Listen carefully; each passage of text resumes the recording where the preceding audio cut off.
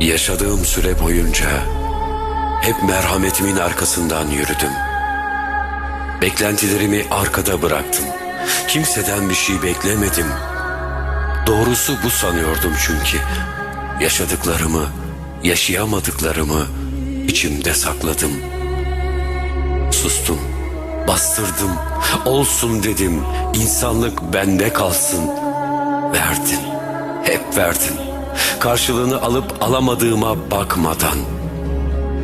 Aslında güçlü olmak değildi istediğim. Ama olmak zorundaydım ve oldum.